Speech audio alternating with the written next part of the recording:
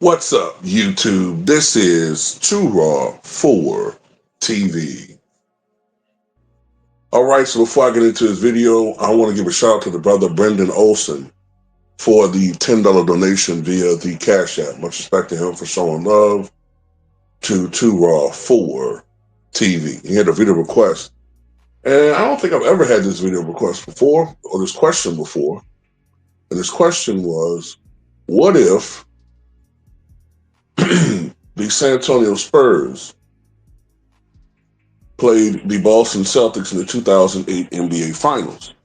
Now that wasn't a very um, that was not a uncommon concept or prediction back in 2007, 2008, because the San Antonio Spurs were the defending NBA champion, and it was that summer that the so-called Big Three of Kevin Garnett, Ray Allen, and Paul Pierce was formed in Boston via free agent signing and trade. So, in real life, of course, the defending NBA champion San Antonio Spurs were defeated in the Western Conference Final by the Los Angeles Lakers 4-1. Kobe Bryant had a magnificent series. If I remember correctly, I think he averaged over 28 points a game in that series. Shot a good percentage. But ultimately, that Lakers squad lost to the Boston Celtics in 6 in the NBA Finals. They were dealing with some injuries. But Boston that year were amazing. They won 66 games. Kevin Garnett was the Defensive Player of the Year.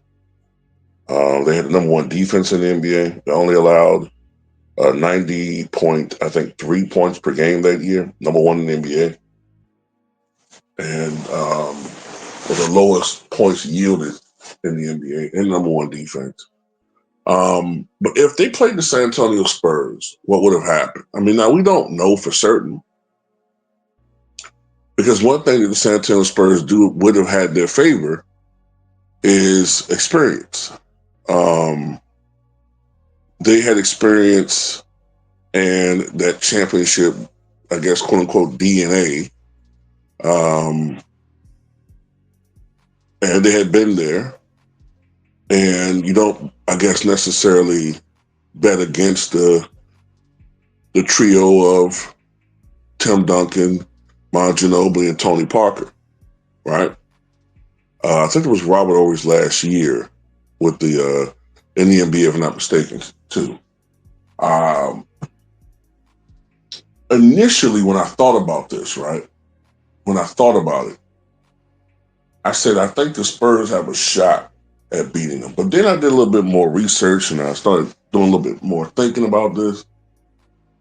And I think ultimately, I think Boston would have won this series. First thing I did was look at the seasonal stats, right? And I know that's not everything, right? There are upsets, but this was not a particularly amazing, by championship year standards, San Antonio Spurs team. They averaged 95.4 points per game, which this was a different league. It was a different era, okay? But still, the 95.4 points per game for 2008 NBA was a little low. If this was 4 years earlier, 2003, 2004, that would have been okay. Definitely if it was 2000, 2001, 2002. But I think the league averaged by 2008, I want to say the NBA average for scoring was about 100 points, maybe 101. About 100 points. So 95 is a little low, but their defense sort of saved them and won them some ball games when they were struggling offensively. But with the talent that the Boston Celtics had, Kevin Garnett, Ray Allen, Paul Pierce, they had a deep bench, obviously. Well-coached squad. Of course, San Antonio Spurs were really well coached, but you look at the fact they averaged 95.4 points to Boston's 100.5. The Spurs yielded 90.6 points per game, the third-ranked defense The Celtics 90.3, the first ranked defense. In the regular season, the Spurs shot 45.7% from the floor as a team. Boston shot 47.5%. From downtown, the Spurs shot 36.9%. Boston 38.1%. The Spurs shot 76% from the line. Boston 77%. Boston had an advantage in every major statistical statistic except for turnovers. And even with that, you could kind of yield that toward or chalk it up to pace. On paper, statistically, in every major statistical category, Boston was better than San Antonio. The season series went to Boston 2-0. The first game at Boston, 98-90. The second game at San Antonio, 93-91. That means that Boston only allowed 90.5 points per game against San Antonio, right on their seasonal average, just about, right? 90.5. Whereas the Spurs were giving up, roughly around, let's say, 96 points a game to Boston, which is quite a few points above their seasonal average. So they're having some problems with Boston. Now, it's just a 2-game sample size, but when you look at the fact that most San Antonio Spurs fans will tell you, who really follow that team was not as good as the championship team from a year before. They weren't. They were good, but they weren't as good as the team from the year prior. This might also have been the first year, 2007, 2008. This might be the first year where you could even argue Tim Duncan showed a little bit of attrition.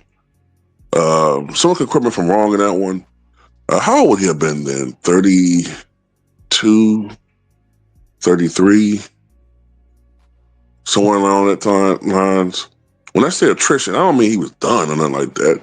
I'm just saying like maybe a slight slowdown, maybe on the defensive end. That's usually where you start seeing a slowdown in great players anyway, like on the defensive end. But yeah, if I had to go with my gut now, I think Boston wins this series in 6 or 7. If San Antonio really plays lights out, then I think it goes 7, but Boston wins in 7 at Boston. And I think home court advantage would be big in this series. Or it would go maybe in 6 with Boston winning on the road. Because we've seen time and time again that year that Boston could pull off major victories on the road. And that's another thing I think I need to look at.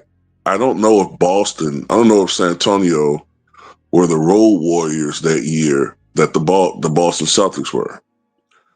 But which is often a sign of a championship team. You know, they usually are able to produce wins away from home. But anyway, that's all I got to say about this one. Tell me what you guys think.